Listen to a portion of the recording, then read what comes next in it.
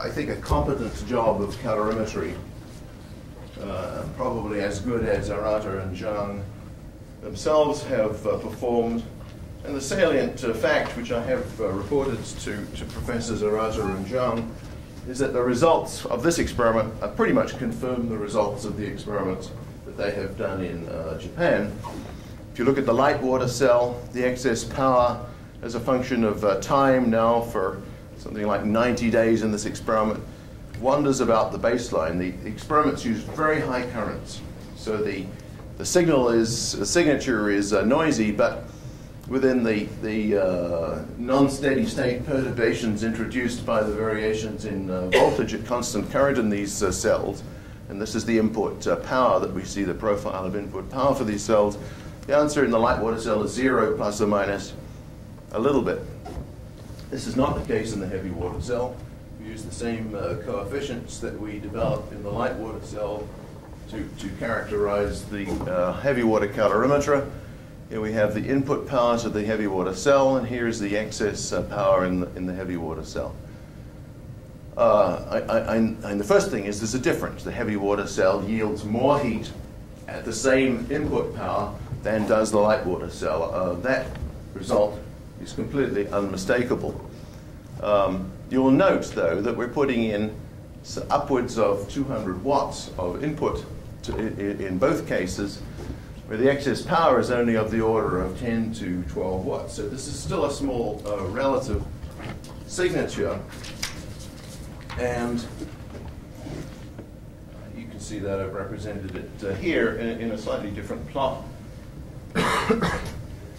This is excess power as a function of input power for the light water cell baselines. For the heavy water cell, it has this sort of upside-down parabolic functional relationship, which is interesting by itself. Excess power maxing out at something like 10% of the input power, but that as the input power is increased, the excess power actually tends to decrease. This might be a little bit misleading because the highest powers were used at the end of the experiment. So this also represents long times as well as high powers, and it may simply represent the fact that whatever phenomenon was giving rise to the heat was wearing down or running out or not performing as efficiently as it had at earlier power levels. And in the bottom is just the percentage, the ratio of the two, showing that within the uncertainties there's clear and evident production of excess heat from the heavy water cell and clearly not from the light water cell. Thank you. What's the time scale? On the previous slide. Do you get the proper proportion of one helium for every 2 deuteriums? Yes, that's the real thing. What you have to do is find the heat, find the rate of loss of reactants and the rate of creation of products. But the rate of loss in the experiment that has more than a mole of deuterium variables is going to be hard. What percentage does the carbon catalyst contribute to the improvement? Does it double it? The carbon catalyst experiments were gas loading experiments. Oh. They're the only gas loading experiments we've ever seriously performed. In the sense how much excess power do you get as a function of the input power, the improvement is infinite because we don't provide any input power to the gas loading case. In terms of volumetric power density, if you normalize by the amount of palladium on the catalyst, the amount of palladium is very small, so the power densities are very large of the sort of numbers that Professor Fleischmann talks about. And one last question. The references you gave there from the Electrochemical Society, would you show that again? I wanted to catch one of those. These are Mel's references. While you're searching for that, It was near the early part of your presentation. Extrel, they're a better, actually. If one had more money, one would have a better mass spectrometer. But it's like $70,000 Extrel.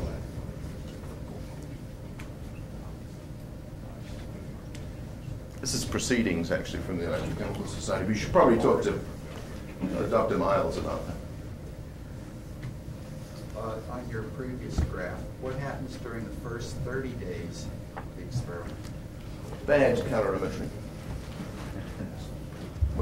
It was a new experiment for us, and we received the experiment from Arata and Zhang, and we installed it in our calorimeter, and the shoehorning of their experiment into our calorimeter required a little bit of troubleshooting. So we had bad electrical measurements, bad flows, and bad temperature measurements, and the data are just not. I would be ashamed to show them to you. Well, I've been there too. When you had 200 watts, what was the current? Upwards of 8.5 amps. The Arata experiment starts at 5, and you increase it by half an amp every time you think you should, according to Arata. And I don't know how to interpret that, but since we didn't know when one should, we simply did. But basically, we stepped it by half an amp every so often. Do you think that the powder inside the cathode was being gas loaded and not electrolytically charged? I'd rather not get into that. I have some thoughts about it, and my thoughts are in conflict with the thoughts of my collaborators, and I think we should resolve it between us first. Arata thinks it goes through like this. Yes. I think that's fair enough, isn't it? But something not. Well, and yes, I'd rather not discuss it.